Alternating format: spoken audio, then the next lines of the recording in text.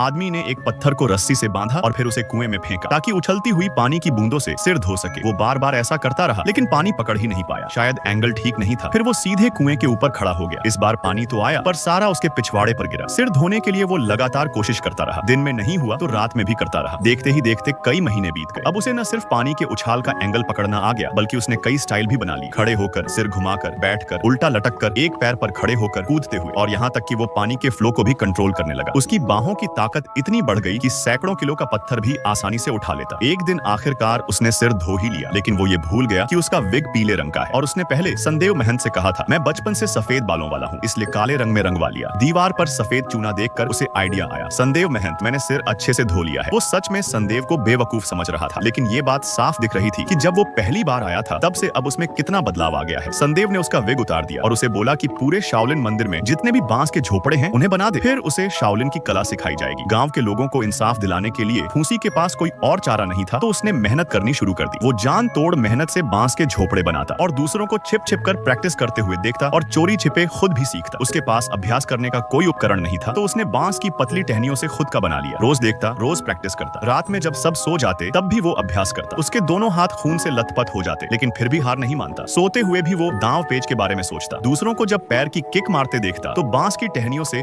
अपने पैर बांधकर उसी तरह अभ्यास करता। काम करते हुए किक भी मारता। दूसरे लकड़ी के ठूंठ पर वार करते वो वैसे ही करता। धीरे धीरे उसका झोपड़ा बनाना और तेज हो गया। असल में उसे खुद भी नहीं पता चला कि वो अनजाने में शाओलिन के कई दांव पेच सीख चुका है। जहां और लोग शाओलिन की 36 कोठरियों में से सिर्फ एक कला सीख पाते थे, उसने सभी 36 देख डाली और सीख भी ली। आखिरकार उसने सारे झोपड़े बना दिए, 36 कोठरियों के झोपड़े। तुम्हें पता है इन झोपड़ों को बनाने में कितना वक्त लगा? 1 साल से थोड़ा ज्यादा। 1 साल क्यों लगा? महंत जी, मैंने कोई आलसीपन नहीं किया। मैंने खड़े होकर बनाए, लेट कर बनाए, पलट कर बनाए, उलट कर बनाए, दाएं बाएं सब तरह से बनाए। पर संदेव ने उसे कहा कि अब सारे झोपड़े तोड़ दो फिर नीचे गांव लौट जाओ। क्या मजाक है ये? आपने कहा था झोपड़े बनाने के बाद मुझे कला सिखाओगे, अब जब बना दिए तो मुझे भगा रहे हो। फूसी जिद पर अड़ गया, जब तक मुझे सारी कला नहीं सिखा दी जाती मैं नहीं जाऊंगा। संदेव ने फिर उससे लड़ाई शुरू की लेकिन फूसी ने उसकी हर चाल को पकड़ लिया। धीरे धीरे संदेव को समझ आ गया कि फूसी ने अनजाने में ही सारी 36 कोठरियों की कला सीख ली है। फिर भी उसने जबरन उसे नीचे गांव भेज दिया। असल में संदेव ने पहले ही उसकी प्रतिभा पहचान ली थी, लेकिन क्योंकि फूसी शाओलिन का शिष्य नहीं था इसलिए उसने पहले उसे पत्थर से पानी की बूंदों से नहाने को कहा ताकि उसकी बुनियाद मजबूत हो। गांव लौटकर फूसी ने देखा कि गांव वालों को रंगाई करने वाले कारखाने के मालिक ने बाहर निकाल दिया है। कुछ को तो बुरी तरह से मार दिया गया है। जब गांव वालों ने फूसी को देखा तो बहुत खुश हुए और पूछा कि क्या वो कोई कला सीख कर आया है? उसने कहा, नहीं, कुछ नहीं सीखा। बड़ा दांत वाला आदमी ये सुनकर चिढ़ गया और मजाक उड़ाने लगा। गुस्से में फूसी ने उसकी कॉलर पकड़ ली और उसे दूर फेंक दिया, फिर वहां से चला गया। अगर उसने कुछ नहीं सीखा होता तो कोई इंसान किसी को इतनी दूर नहीं फेंक सकता। सबने सोचा कि चलो ट्राई करते हैं और फिर फूसी ने सबको ऐसे धोया जैसे बच्चों को। अब खुद उसे भी यकीन हो गया कि वो